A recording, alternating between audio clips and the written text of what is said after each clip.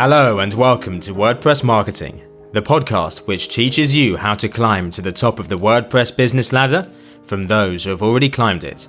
I'm Joe Lobo, and today I'm delighted to be joined by Mark and Michael from Theme Fusion, the team behind Avada, the most popular theme on WordPress. They reveal the secrets behind their success, including how to engage with customers, how they price their product, how they market it, and much more. Don't forget that if you want to catch future episodes of WordPress Marketing, hit the subscribe button now. Okay, so here I am joined by Mark and Michael from Theme Fusion. Mark is the CTO and Michael is the CMO. Guys, thank you for joining us on WordPress Marketing. Well, thank you for inviting us. It's a pleasure to be here. And so I know, Mark, you're in Austria, and Michael, I believe you're in somewhere in Yorkshire. And so what's it like, kind of, given, I know I was talking to Mark just now about how you have a deadline coming up and you're obviously both working extremely hard. What's it like being in different parts of the continent and having to work so closely? It's very challenging at times. You know, I often sometimes think, especially when there's a deadline, that if you were sitting within the confines of an office, things like brainstorming would be a little easier. I mean, obviously communication's easy enough because we communicate in various platforms all the time. I think when you're exchanging ideas, especially for me on the design side and working with a number of people, if you can storyboard, within a meeting, everybody's within the same room, I think that does help. But it doesn't, I mean, that's just a different dynamic. The fact that we work remotely does work. You just got to keep on top of, being fastidious with communication and clear. Do you guys make an effort to meet in person each year? Yeah, that too. Maybe if I may add to what Michael just said, it makes it difficult sometimes, but it also comes with a big advantage, in my opinion, of variety. Because if you're in an office, it's usually not as easy to have people from so many nations and so many cultures in your company than you have when you're just working remotely. So sometimes it makes things more complicated because of communication and to get everyone together. But on the other hand, it offers a lot because it just brings in the possibility to get different views from people, which help, especially if you're in a creative industry, which we are. When it comes to personal meeting, we do. Usually we take WordCamps for that. So especially in WordCamp Europe is usually one of the points where quite a few of us meet because we have several team members working in Europe. That is usually what we do for meetings, for getting together, and at least that makes it once a year. It's not that easy for everyone because people are spread all over the world, but if possible, we try to meet at these kind of places. So obviously you guys work at Theme Fusion, one of the brains behind Avada, the number one plugin on WordPress. And I guess a kind of open question is, why do you guys think it is number one on WordPress? What makes it sort of the most popular one out there? Well, for me, it's just a few words really that make all the difference. I mean, we're doing the job now for 7 years, and in these 7 years, one thing has been extremely important to us, and that is steadiness and reliability. And I think this is what makes most difference. Because most people just want the product that is reliable, that they get used to, and where they know this product is going just to stay and to get better, and I can use it for years. And I will always be serviced by the company that is doing or creating the product. And this was the vision right from the start.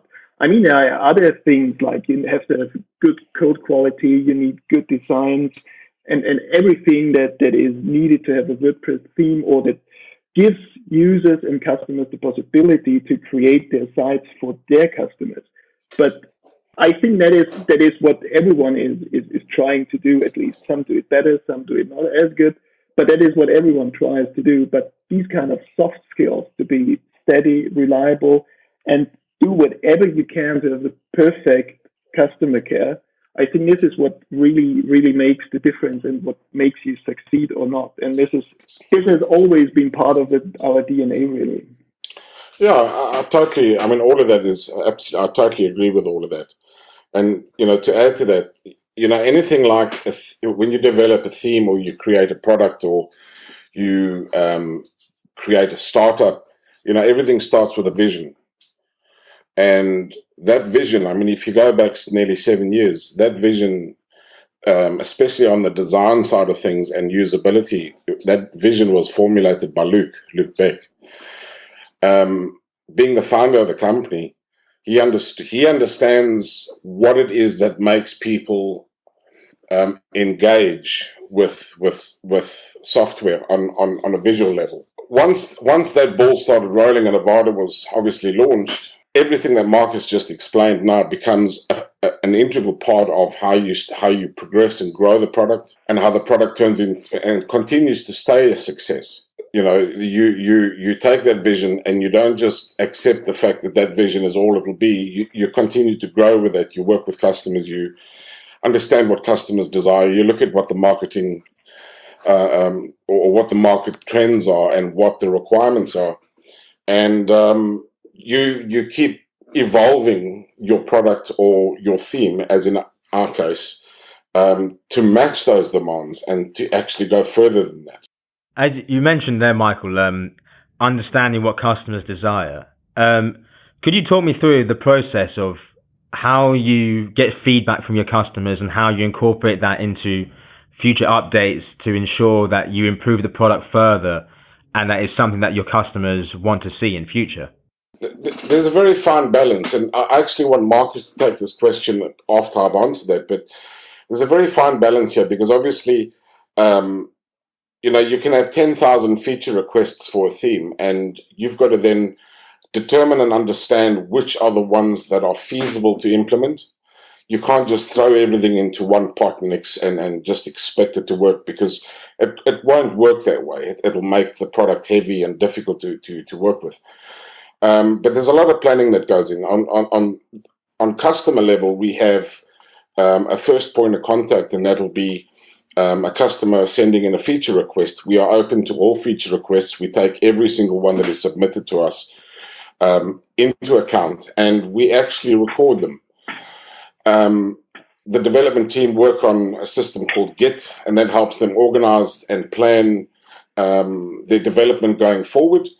And Markus in particular will obviously, he evaluates what is the most important to work with. Obviously, security is of the most highest importance. Features are nice to add in, but we've got to decide, and they have to match our development plans, whether adding a feature in will actually be beneficial to the customer or not. There's got to be some sort of consensus. At least, a certain number of requests coming in show us how popular something is, and the development team then investigates what is required to implement that, and what the future impact will be in terms of where we're going with the product. Yeah, I totally agree. And maybe I can just add some figures that people get an estimate about how much feedback we do get. Yeah. For example, on Theme Forest, and that's a platform to sell themes. We currently have more than 30,000 comments from users, and also pre-sale questions. More than 22,000 ratings of the theme, where obviously feedback comes in. We also have a Facebook group, which mainly has the purpose of people helping people, where users are exchanging their opinions, where they're exchanging solutions to site setups they're doing, and where users are asking for help or for others to do their project. So that's quite nice for the customer base. And obviously there a lot of feedback comes in from, is this or that possible? Could that be added in the future? So that is a huge source of feedback. And in the last 12 months, we answered over 50,000 support tickets. That's about 137 per day. I mean, that does make sense because our user base is now by over 500,000 customers. But obviously, you get loads of feedback there. As Michael said, we are tracking it, making sure we draw the right conclusions. You get a sense of what is brought up a lot of times. So where there's a huge need for something and which parts are not as important.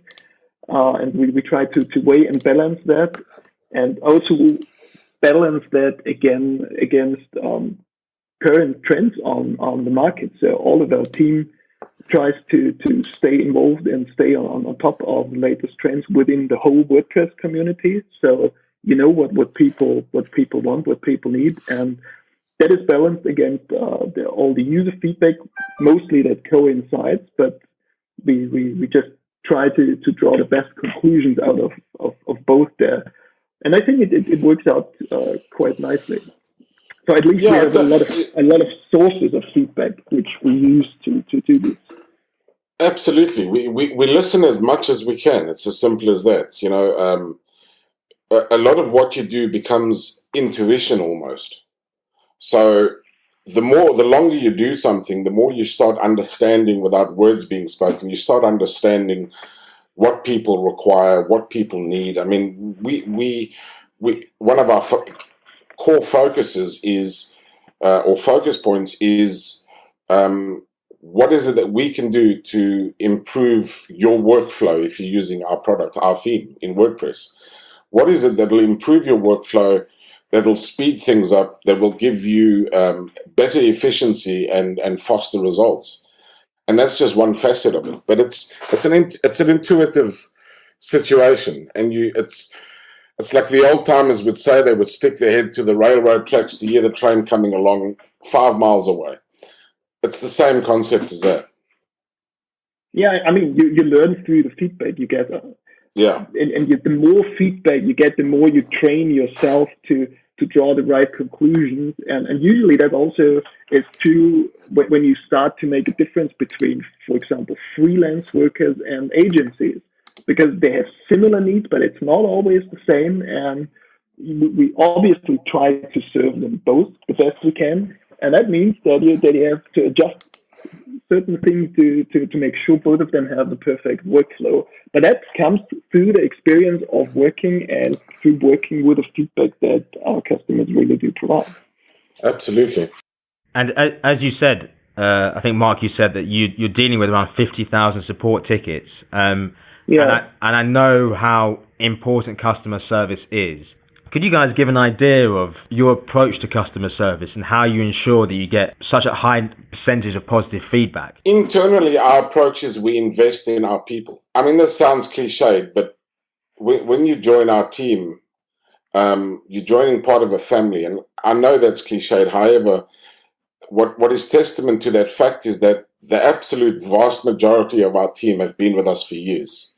We've got an extremely low staff turnover, and we're very proud of that. So by investing in your team, by helping to empower your team, that keeps them on the ball. So especially on the support level, for example, when the guys start work, they start work each day because they want to. They start work because they look forward to what it is that's going to be coming up for the day. And it can be challenging. But we encourage a sense of professional relationship between our support team and our customers. We always encourage our customers to engage with our team because they're there for them. And we always encourage our team to listen to whatever the customer's saying, question what they're saying so that you are accurate. You can give an accurate reply or give an accurate solution to whatever the issue might be. The same goes for the rest of the development team. You know, they have to feel invested, and they do. They feel invested in what they deliver, because once you deliver or implement or create, the end user is the one that is going to be the greatest judge of that. So you got to feel ownership in terms of when you feel something is done correctly or you feel that it hasn't.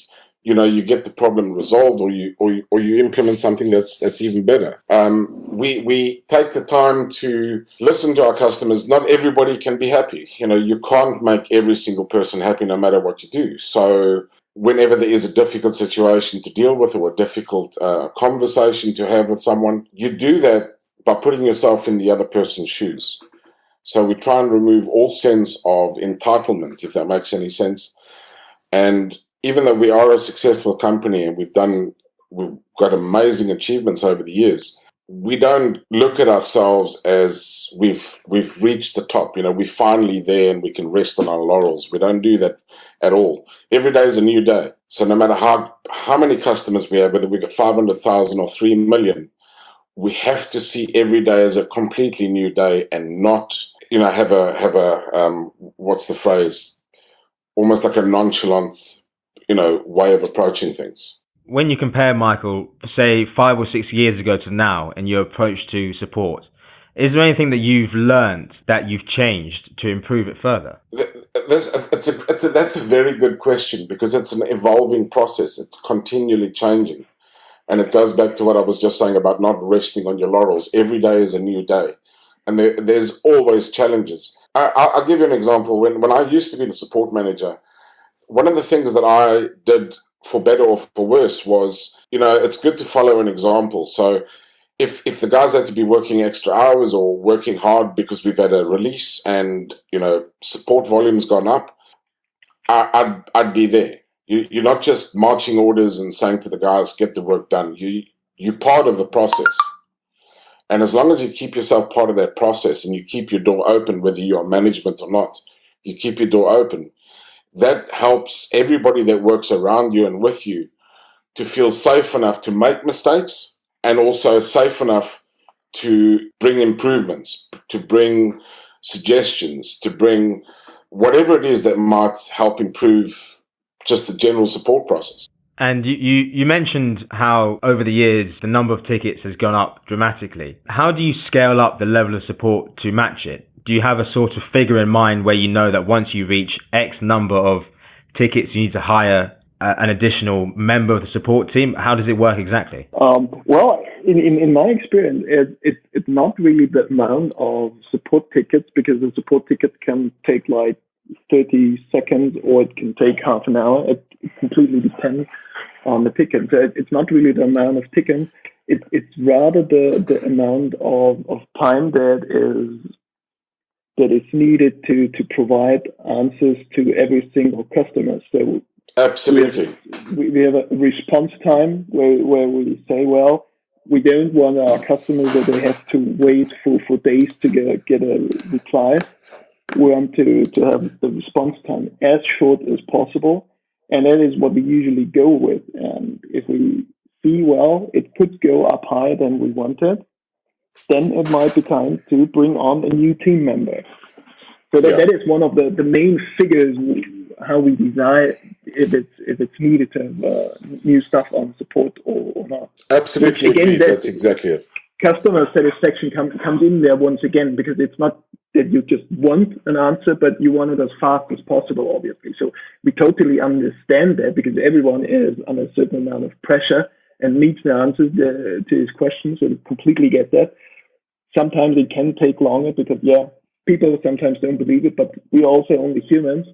But obviously we see why the response time is important, and we try to keep it as low as possible. I couldn't agree anymore, and that answers that, I think, succinctly. I think that's exactly it. One of the things with Luke, the founder of the business, I bring him into this point because he's a fastidious man. He's got an incredible eye for detail, and the devil's in the detail. So as Markus was saying, it's not about support volume; it's about support satisfaction.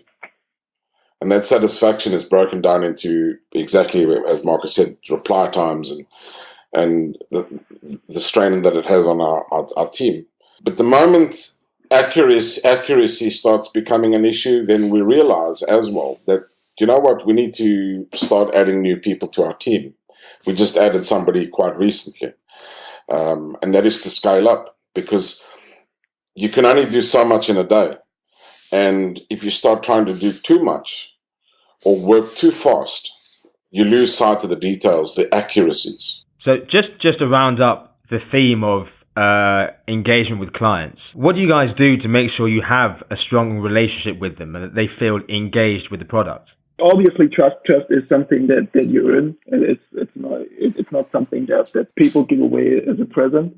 You have to earn it, and that comes, for example, through listening to the feedback that customers provide. And obviously, customers see that you respond to the feedback that they provide, and they appreciate that. It is also through the way that support is handled that the people see that we care and that we usually just go the extra mile to do everything to help them and to solve the problem. Even if it's not within the scope of the theme, really, if it's possible, we try to help as much as we can. That is, as I said at the beginning, I mean, steadiness and reliability, that is things that people see, and they see it over not only a few weeks, but over months and years. And that gets you the trust, that earns you the trust. And that is what people generally look for. And when they see that their feedback is valued, no matter through which of the channels, well, they already feel like part of the community. And our community forum that we have on our website and our Facebook group obviously help too, because people see it is a community-driven thing, really, where people not just buy product and are left alone, but they have awesome product support, they have a good product documentation, and they have the community with other users where they can exchange opinions and things like that. And I mean, let's face it, that is what WordPress in general is all about, and that is the community. Yep, absolutely. And if I could add to that just one more thing, something that really does foster trust, and it's something that I know that we are proud of, and not many others actually within the arena that we operate, and that's the marketplace, are able to do, and that is everything that relates to Avada, that makes up what Avada is built in-house. So yeah, we do bundle some plugins, and those are third-party developed plugins, but they have no bearing on the actual theme itself. They just provide additional functionality. The theme, the Fusion Builder, which helps you design and create all the amazing content that you have, is fully developed in-house, which means we don't have to rely on anybody for updates. Instead of just having a theme, and like a lot of people will include a page builder, etc., into that theme, but the page builder is not part of their own product. They have to rely on third parties to deliver updates, security, management, etc. All of that doesn't affect us. It's all done internally. And that is what fosters that trust. Yeah, and that is where you are back at the user feedback, because if you rely on too much third-party stuff, especially when it comes to page builder, how are you going to incorporate user feedback into the page builder if you don't develop it yourself? It's difficult. Exactly. Because you have to rely on another company that gets completely different feedback from other users. So that is a big advantage from doing it all in-house, because we just develop our own stuff. So we have a direct approach to the user feedback and have all control over our own software.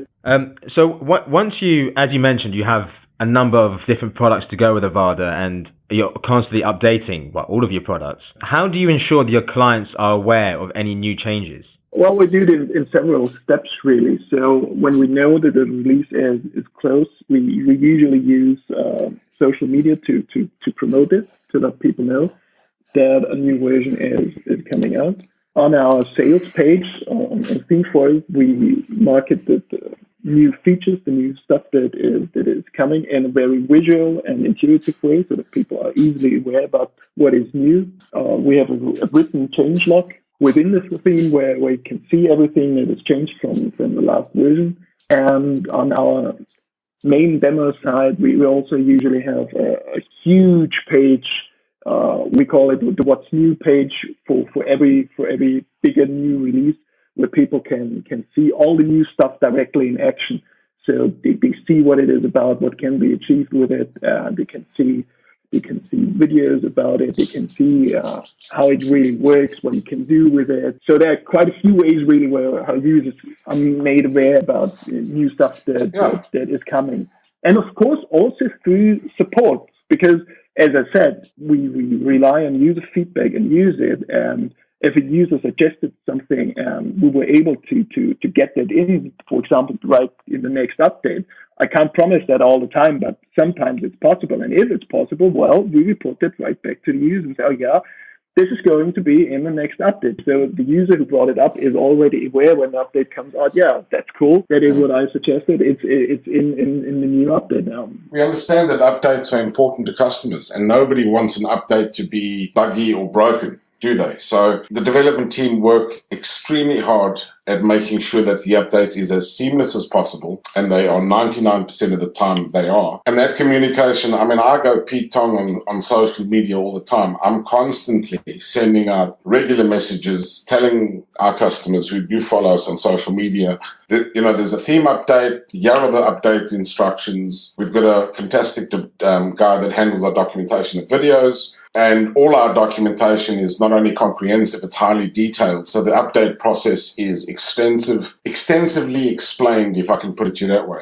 And if somebody just creates a support ticket and says, I need to update, how do I do it? We do one of two things. We provide them with all the update instructions, and we immediately encourage them to make sure that they follow those update instructions. And if they get stuck, some people are a little nervous or they're not used to working with WordPress or anything technical on that level. Well, we get stuck in, and if there's time, then one of our guys will actually help them with the process. And that's all about being as open with communication as possible. As you guys mentioned, on Theme Forest, you obviously have a page where you put in the features that Avada has. How do you plan that page, and how do you decide what goes where on it to convince people to download it? Everything's important. I'd love to be able to stick the top 25, and I know Avada's our own product, and I'm tooting our own horn here, but I'd love to stick the top 25 best features within just the top 100 pixels on the screen so that everybody can see them all at once, but they won't fit in. So it's a painful process trying to decide the hierarchy of what is explained as why Avada is as good as it is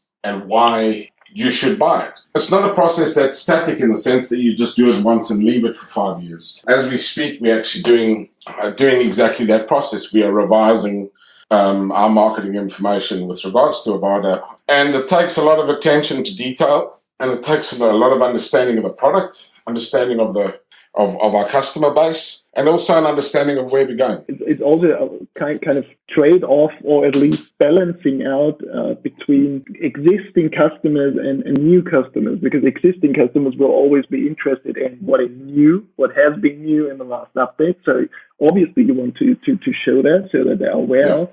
On the other hand, that might not be as important to new customers who are looking for solution to build everything. So you have to market that too, so that they are aware, well, it's not just these 5 or 10 particular features that are nice, but well, here you have a reliable suite where you can have everything out of one hand to do all your website projects. So yeah, as Michael said, there's always too little space to get that in and to get that above the fold. It's just not possible. But yeah, we're sticking together our heads there, usually thinking about the best ways to do it. How often are you guys updating it? With what in particular? Are you referring to the item page on Theme Forest? Yes, for example. Fairly regularly. I mean, Avada does evolve and change, but it doesn't change so much that you have to redo the page. I mean, a general branding exercise obviously would be one reason. But if something important is implemented, like when we had the GDPR rollout across the world, we implemented a privacy toolkit for Avada users that help them manage and control their GDPR settings. So that feature then goes straight to the top of the item page when that update is released. So we do rotate some information there fairly often, and that is all contingent on how important those particular new features are. As Michael said, it has a lot to do with the update cycle of Avada itself. And there we have also quite a few updates.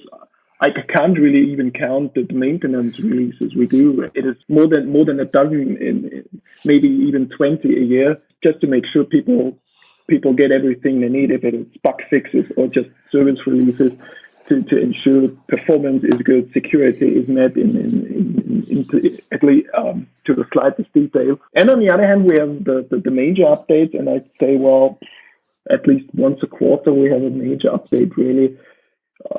So yeah, altogether you get quite a few updates on the product every year if you want to, because we just release it. You don't have to update, obviously, but we always recommend it for a bunch of reasons. And that always means some update to the item pages, to the what's new pages, to make sure, as we talked about it earlier, that people are aware of what changed, what is new, what can they use now. One of the things that I'm always intrigued by is the pricing strategy, not only in just simply how much you charge for the product, but also whether you offer a subscription-based model or how long you offer support for. Could you guys explain your approach with Avada and how you came to your price and your strategy? Yeah, I mean, there's a story to that. So not everyone might be completely into Avada and ThemeForest and how things work there. Let me briefly explain that. When the company was founded, it was founded more or less directly through communication on ThemeForest. So it was clear right from the beginning that we would be selling Avada on ThemeForest, and we've found a very good and reliable partner in Avada for the past 7 years to do just that. They offer their marketplace where you can get your themes or all pieces of software that you could ever think of when you're in a website creation business. Since they offer the marketplace and the infrastructure, they also have a set of rules and a set of procedures that take place when you want to sell your products there. One of the things that has changed on Avada is that people now, when they upload items, they can set their own prices. This has not always been the case. So when we started, it was actually Avada who set the prices for different kinds of software, the plugin or a theme and so on. And now that has changed. But things that are still under the control there of Avada is, for example, the support license. So while you pay for the theme and you get a lifetime license, so you just buy the license and you get free updates for lifetime. So it's not subscription-based, but it's license-based. But you get a support license for half a year within one purchase. And you have always the possibility to extend your license for another half year or even for a year. And you can also do that on ThemeForest directly. So the first support period is part of the actual license price. Then you can extend your license the support license if you need it or not. And if you buy a new product license, you always get another 6 months of free support. So that part, for example, is not under our control, but it's set by Avada, and of course we follow that. So in that case, I can't really give you more information about how we decide on the support licensing, because we just have to play by the marketplace rules there. And in terms of promoting Avada over the years, have there been any marketing channels that have particularly worked for it? Yes, the main one being Avada and the ThemeForest marketplace. The platform itself it's like a well-oiled machine in that sense. It provides a lot of traffic, and it's one of the most visited sites in the world and has been for years. A lot of the visitors or buyers are funneled through a lot of the marketing that Avada does. On our side, we've been very fortunate in the sense that our product, our theme, Avada, and our pedigree speaks for itself. So it's a very fortunate place to be in. Our marketing has been focused, but not on a broad spectrum, more focused in terms of existing customer base and what is available in the marketplace. We're starting to change that now. Yeah, bottom line is it comes down to Avada and the marketplace they provide. Yeah, I guess that's you can't really overestimate the impact that the marketplace Avada provides has, and they're doing an amazing job there. In terms of promoting Avada on social media, are there any particular channels that you found that have particularly worked for it? Well, I would say we get a lot of feedback and direct user interaction on Twitter. So Twitter turned out to be a nice tool for us. Mm-hmm. As mentioned earlier, the Facebook group is a huge means of feedback and communication with our users. Of course, we have our own Facebook page too. So people that are in our Facebook group see what we promote on our Facebook page and vice versa. So that helps. I think that's the most important social media channels. We also have an Instagram channel now, but that is more or less already started, and a lot of interesting stuff is coming there. So it's definitely worth following it. But in the past, I guess that the main channels have been Twitter and Facebook, really. You say that Twitter has worked as a channel. What was the plan with using it to promote Avada? Do you have a sort of strategy regarding it? Just communication. We are the guys next door. We know that our product is trusted by many. We know that many people repurchase new licenses all the time because of that invested trust. So whenever communication goes out on Twitter, it's fairly light, it's professional, but it is, we're the guys next door. You feel safe with who we are. We make it a point to respond to every single comment on every social media platform, including YouTube, as soon as we possibly can, within hours if possible. I guess I just forgot to mention YouTube because it's huge, especially because we have expanded our video documentation hugely in the last month, and obviously a lot of feedback is coming in there too. Another way that you guys promote Avada is through partnerships with other successful plugins. How do those come about exactly? Is it a case of identifying the ones that match the best with the theme, or do you analyze the ones that reach out to you and work out which ones will work? We started off, for example, our bundle plugins. We bundle two very popular slider plugins like Layer Slider and Slider Revolution, and we know we open communication up with any plugin that we want to include or incorporate. So we have an open communication channel between our team and theirs. And a lot of the decisions are based around what the customer needs, what we feel complements Avada and what complements the customer's workflow. I mean, we could add 5 slider plugins, but what's the point? If they all do similar things, it becomes a maintenance nightmare trying to maintain 5 sliders over and above all the other plugins. It's what complements Avada and what complements the customer's workflow. Those two coming together is how a lot of those decisions are made. Will it bring benefit? Will it bring benefit to the customer? Definitely. I mean, that is the most important reason to add something or to do partnership with someone that you add value for the user. And of course, if you're thinking about well-respected and well-established brands, it does make sense to consider that. I mean, if you think about an online store, about e-commerce on WordPress, obviously you're going to think about WooCommerce. That is why we have a design integration with WooCommerce. The guys, they usually are really nice and helpful if we bring up issues or incompatibilities, and we try to help if we see something ourselves. So that works out nicely. And if you think about multilingual sites, obviously you will think about WPML. And all the guys we know from on-the-go systems have been awesome and helpful, providing feedback, providing support, and we try to do that vice versa. So that definitely influences the decision. So if you have a well-respected brand and you see that these guys are doing their job more or less the same like we do our jobs, driven by passion and with a vision to make life easier for the user, well, then it's always good to form a partnership there because, well, obviously you have the same goal to make the internet a better place. Exactly, and I'm glad you brought WPML up, Markus, because that's a good example. They're like-minded people. They care about what they do. They care about their product. They put a lot of effort, a huge amount of effort into what they do. And besides it being an amazing product, it serves our customers better than anything else in terms of language plugin.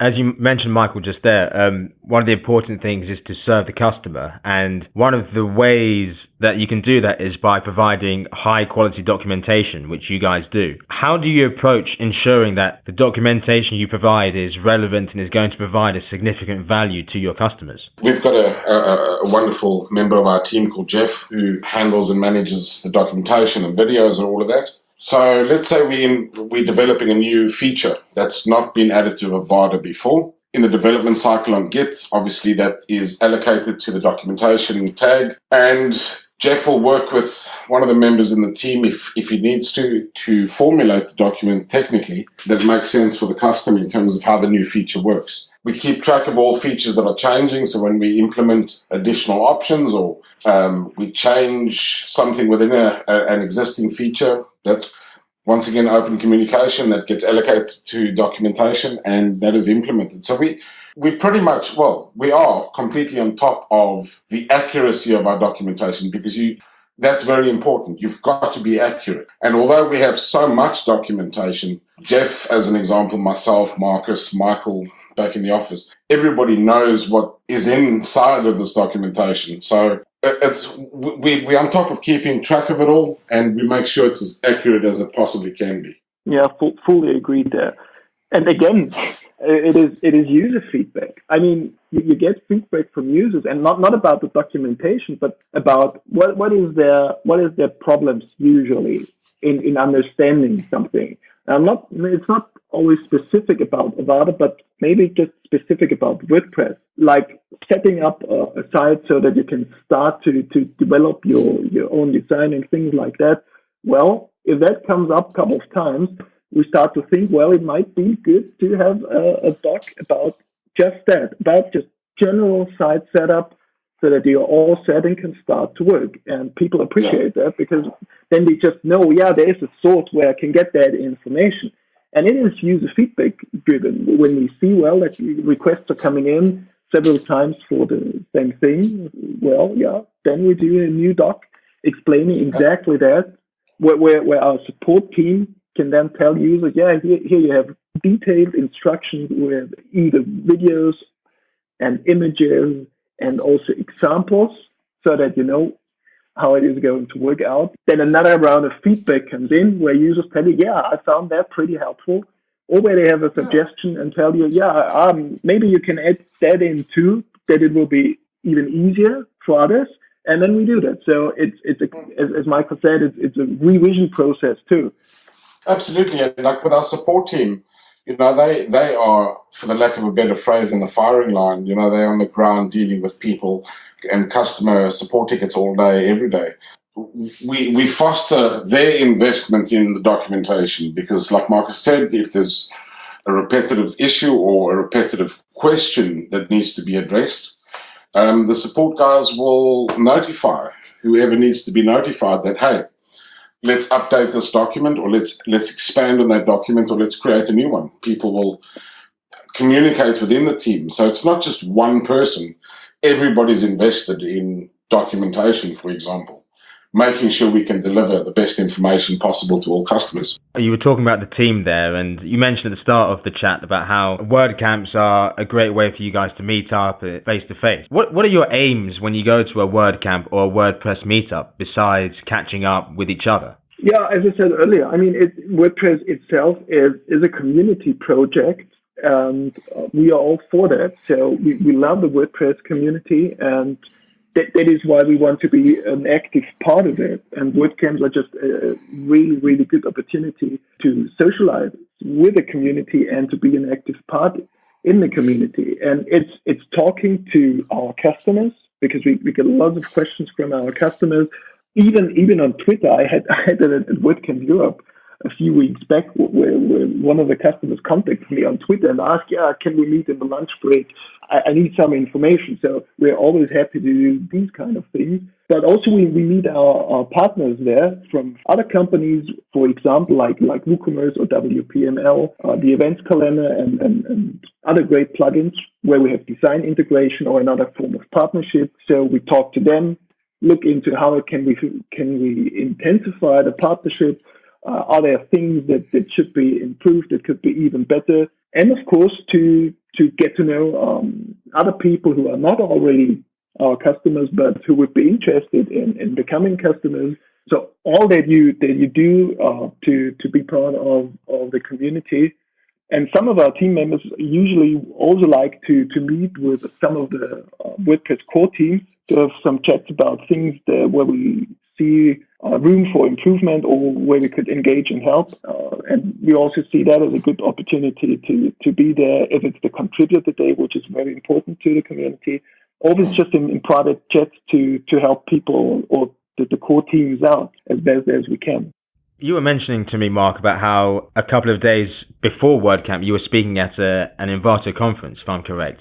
How often do you give these talks, and what kind of value do you find it gives to promoting the product? I think it is another nice way to be active in the community. Unfortunately, I couldn't say that we're doing these kind of talks often. I would like to do them more often if possible. When Avada is doing their world tour, we try to be there, and we try to do talks there. So hopefully this is going to work out on the next world tour as well. And we would also love to speak at WordCamps. That is not always as successful as I would like it, because obviously a huge amount of speakers there. But yeah, we try to do our best and to provide insights in the talk that we are able to do, that you're able to a larger audience, so that it's interesting for almost everybody. Because I've seen talks that go too much into detail into a certain direction, and it's only for a real small audience where it's interesting them. And if we do these kind of talks, we try to reach as many people as possible, so that they get value when they stay in the talk and listen. But yeah, I'd say I would like to give more talks in the future, so I'm looking forward to that and hope that it's going to work out. Absolutely. The recent talk that Markus did, and he did an amazing talk, the Avada World Tour. It's not a focus on promoting Avada.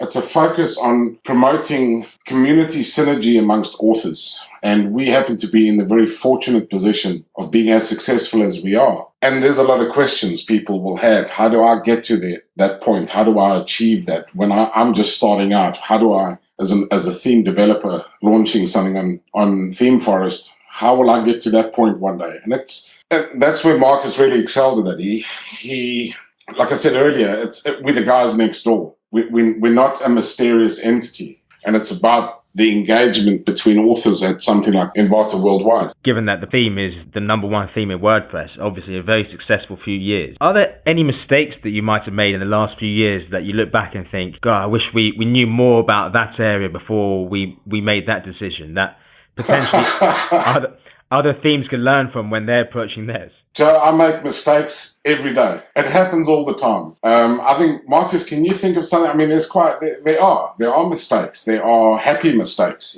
if that makes any sense. Can you think of a good example, Markus? Well, one thing that I can say is, and I'm very happy about that, is one mistake that we never made is that we got frustrated by our mistakes. And that is definitely something that I can only recommend to everyone in this industry, or everyone that is who might be starting to start. Don't let your mistakes get you down. Keep trying and move on. I think I actually forgot who said it, but I think it's pretty interesting quotation. Try, fail, try again, fail better. Absolutely. And that is what usually happens. You can't do everything right in the first place. You are going to make mistakes, but hopefully you're going to learn out of your mistakes. And if you do so, well, then you are going to succeed finally, and you will be able to deliver to your customers what they need. The final question from me. When you guys look back on the last 6 years and the journey from launching the theme to becoming the most successful, and how the marketplace has changed, in your opinions, how different is it compared from 6 years ago to now? Yeah. It's one of the fastest growing and fastest changing industries per se. So you kind of expect that. If you go back another 6 years, so like 12 years from now, it's been another complete different world. So we kind of expect that because it's changing and moving fast. That's a given. But yeah, consider the last 6 or 7 years since we're on the market. It's completely different than it was before, and it's a lot more competitive. And also the customer needs have changed quite a bit, in my opinion. Also, the approach to the website creation business in general has changed. You know, if I can say, Joe, if I sit back, you know, I often wish that I had the technical abilities that people like Markus and Michael and the developers have. I understand how things work and what's needed, but how to implement those things, the development team they're exceptionally good at what they do. And Markus, is the driving force behind all of that. And if I take a step back and look at all of that, I just think it's, how can we say, it's important and it's amazing to watch a team work together towards a common goal. So you don't take anything for granted. So the marketplace, the changes that we've seen in the WordPress industry just in the last year are phenomenal. They're huge. And these constant changes affect development cycles, update cycles, and all kinds of projects in between. And watching these developers, our developers, constantly working as hard as they possibly can to be better at what they do and to make sure that Avada is the best it can be is quite an amazing feat to witness. Because it's a continual. The changes in the industry are good because it forces all of us to continue trying to be better and to look for better answers and to not take no as an answer. Mark and Michael, I just want to say thank you very much for your time and for joining us here on WordPress Marketing. And like many others, I'm very excited to see what you guys have in store for Avada in the next couple of months and beyond that as well. So thank you very much. Thank you so much. Thank you so much for having us. Thank you to my guests, Michael and Mark from Theme Fusion. Don't forget to hit the subscribe button wherever you are listening to this podcast so you don't miss out on future episodes. I'm Joe Lobo, and I'll see you next time.